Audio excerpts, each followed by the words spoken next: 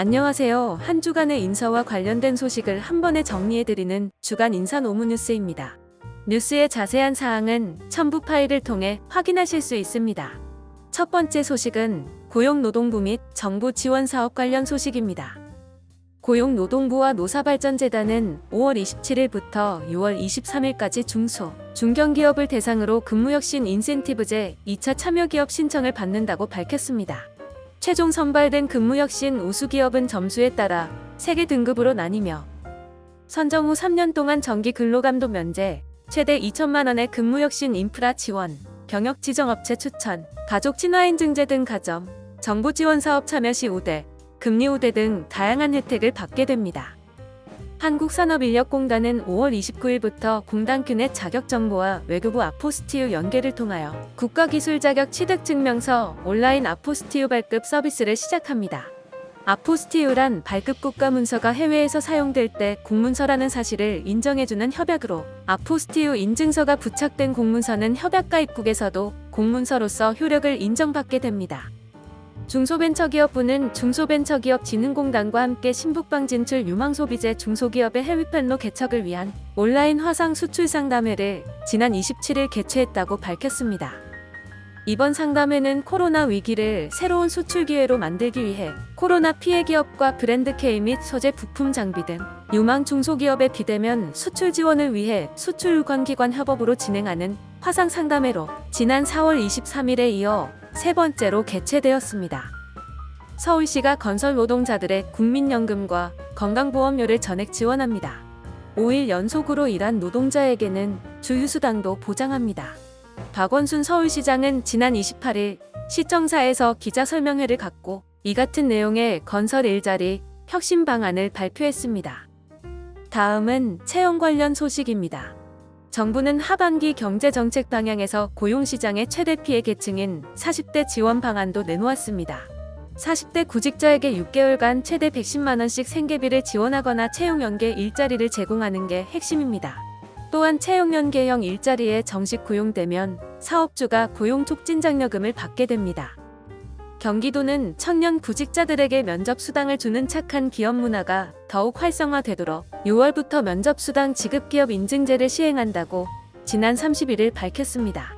면접수당 지급기업 인증제는 청년 구직자들에게 면접수당을 지급하는 기업들을 발굴해 인증하고 각종 혜택을 지원함으로써 건강한 구인 구직 문화가 정착되기 위해 추진하는 정책입니다.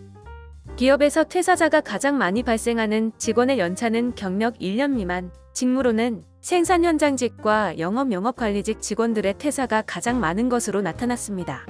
잡코리아가 국내 기업 인사 담당자 275명을 대상으로 지난달 25일에서 29일 4일간 기업 퇴사자 현황에 대해 설문조사를 진행한 결과 이같이 나타났습니다. 다음은 보상 관련 소식입니다. 국내 중소기업 10곳 가운데 9곳이 내년 최저임금을 최소한 동결해야 한다고 응답한 것으로 나타났습니다.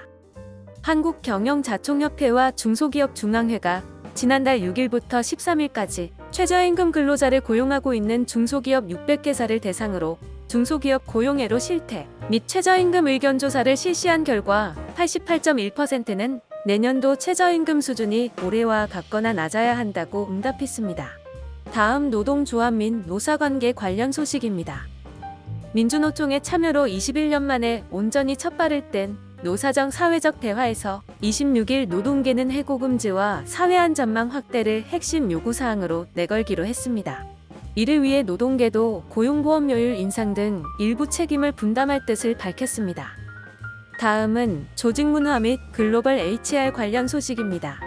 SK이노베이션이 지난 18일부터 일부 부서를 대상으로 1+3주의 재택근무를 시작했습니다.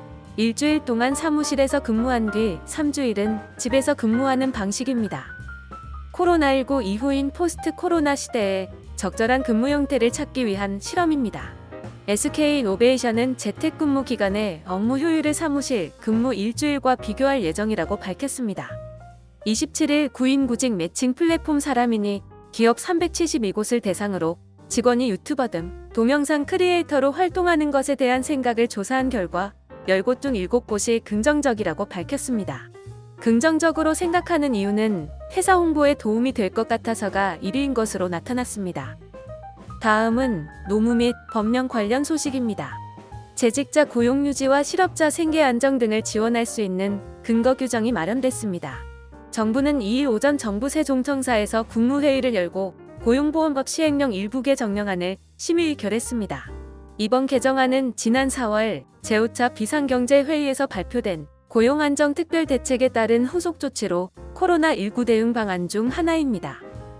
끊이지 않는 산재사고에 노동계의 중대재해기업처벌법 제정을 촉구하는 목소리가 커지고 있습니다. 경영계는 전과자 양산 부작용, 과잉형벌의 문제 등을 지적합니다. 노동계와 경영계가 분명한 입장 차이를 보이고 있어 힘겨루기가 치열할 전망입니다. 신입사원이 거부감을 표시하는데도 성희롱적 언행과 행동을 일삼은 한 40대 직장 상사에게 업무상 위력에 의한 추행죄를 적용해야 한다는 대법원 판단이 나왔습니다. 대법원은 성폭력범죄의 처벌 등에 관한 특례법 위반 혐의로 기소된 기혁 씨에게 무죄를 선고한 원심을 파기하고 사건을 서울서부지법으로 돌려보냈다고 31일 밝혔습니다. 이번 주 주간 인사노무뉴스는 여기까지입니다. 다음 주는 더 좋은 소식으로 찾아뵙겠습니다. 감사합니다.